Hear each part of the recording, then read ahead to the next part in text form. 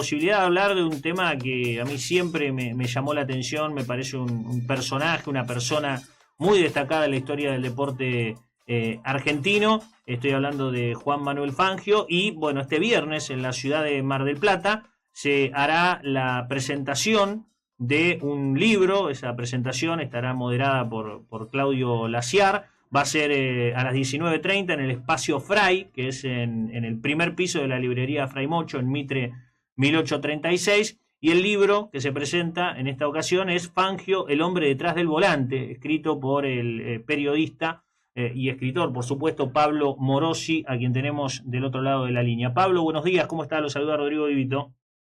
¿Qué tal, Rodrigo? Buen día para vos y tu audiencia. Bueno, muchas gracias por brindarnos estos minutos. Me gustaría saber, en principio, cuál es la motivación, cuál es el origen de seguir contando lo que abarca una persona, más allá del deportista, ¿no? Porque siempre nos quedamos con esa imagen del deporte, de lo que hacen las personas dentro de su ámbito donde se han destacado, pero hay todo un contexto para explicar cada una de esas cosas que van pasando también, ¿no?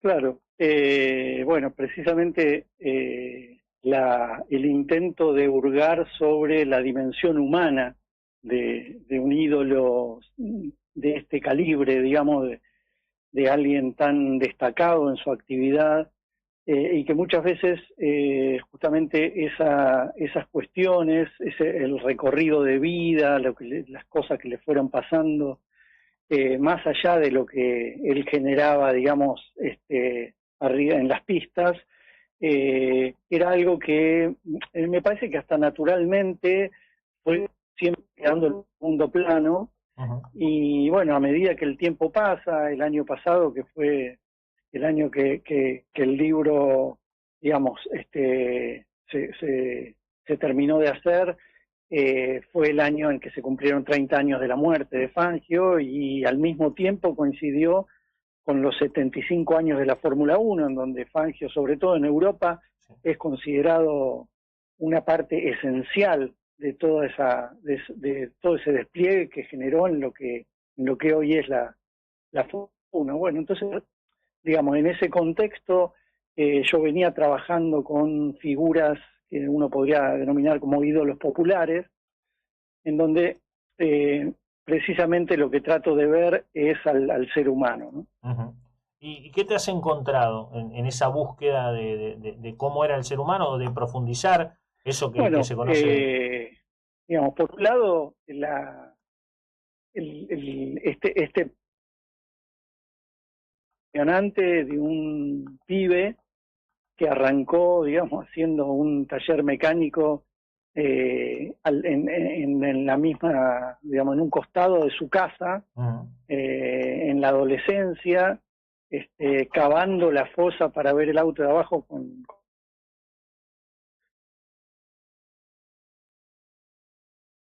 Y de repente se fue. Bueno, no suele pasar estas cuestiones con la comunicación específicamente.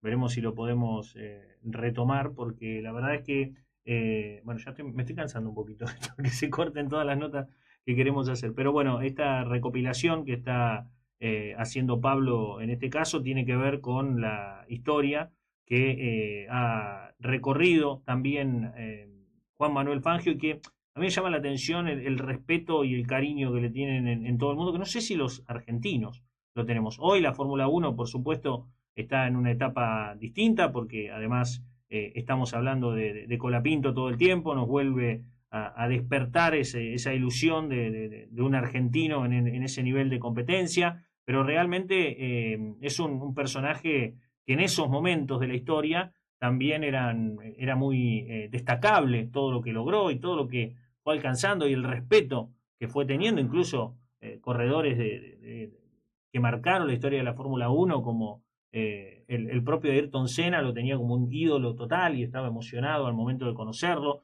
Son aspectos que tienen que ver y están vinculados con lo deportivo. A ver si podemos recuperar. Pablo, ¿estás en línea?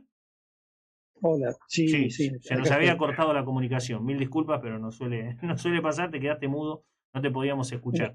Eh, Está bien. nos estaba repasando un No, poco bueno, esa historia. entonces decía el recorrido de él, digamos, desde su Balcarce natal, su rol como una vez salido de las pistas, también su rol como empresario, con la fama que él adquirió, todas esas personalidades empiezan a tener como un imán para la política, para toda la gente, digamos, que quiere estar cerca del gran campeón, digamos.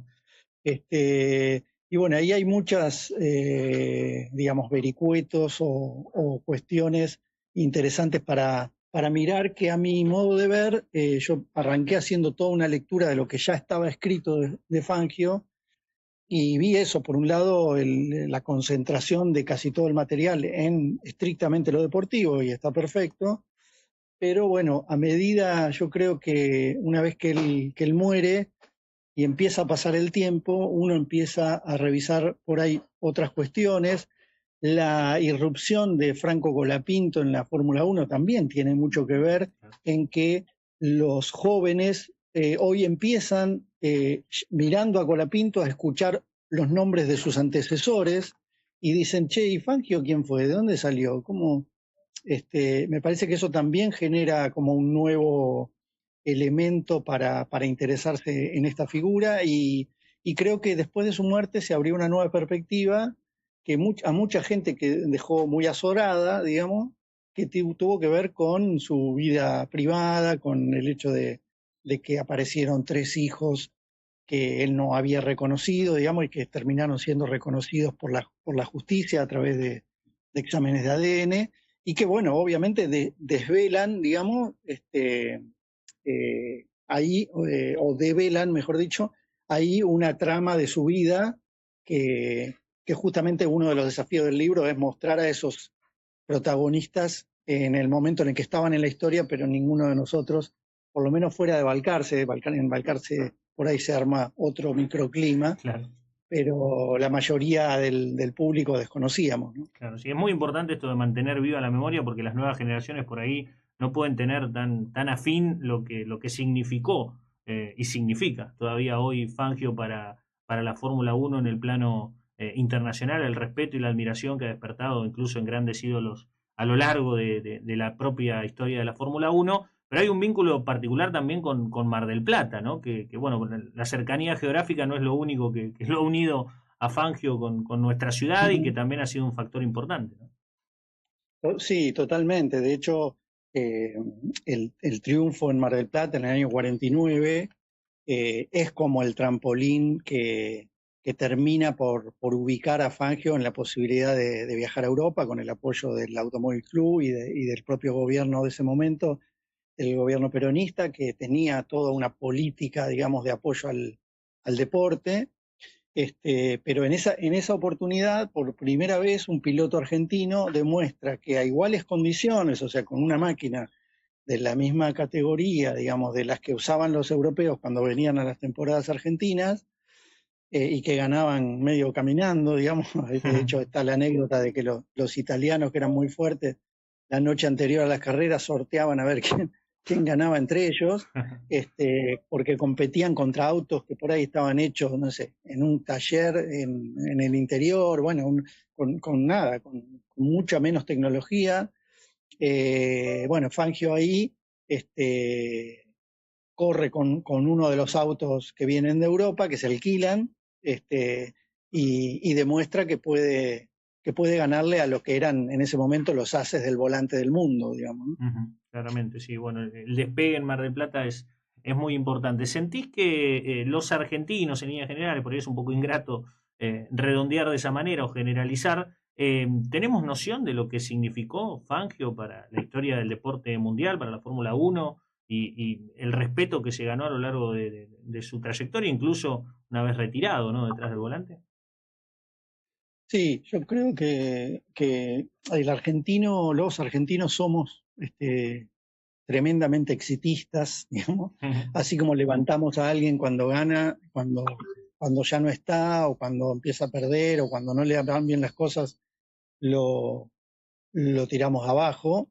En el caso de Fangio, Fangio mismo, su propio récord de 5 campeonatos del mundo, lo mantuvo en vida, lo mantuvo durante todo ese siglo XX, y recién en el siglo XXI pudo ser alcanzado y luego superado, digamos, ¿no?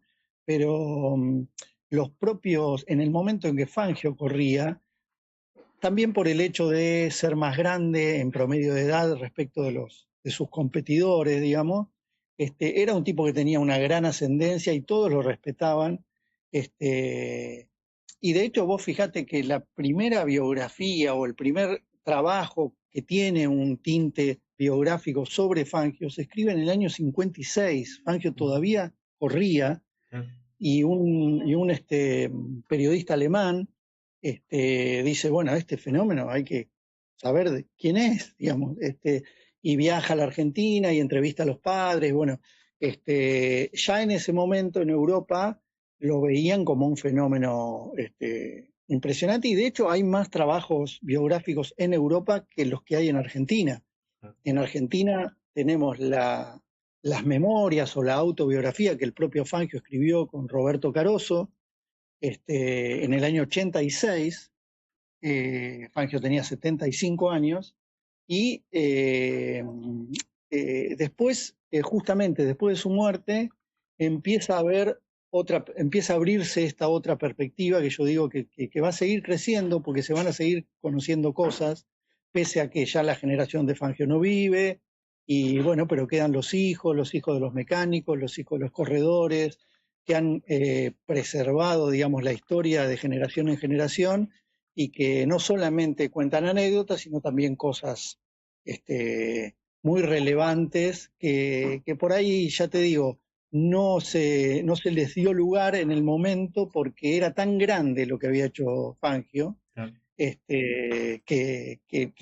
Que había que contar eso, digamos, y era lógico que así fuera. Claro, bueno, cabe destacar que por estas horas también en Balcarce se hace la Feria Nacional del Automovilismo, que es en honor a Fangio, y que bueno, va a ser como un contexto también tu libro sirve aquí en Mar del Plata para darle contexto a todos estos festejos, porque Balcarce obviamente se celebra toda esta situación que ha significado un hombre propio llegando a ese lugar de privilegio. Contanos un poco sobre lo que va a ser esta presentación que vas a hacer, que tienen pensado para la gente que quiera concurrir.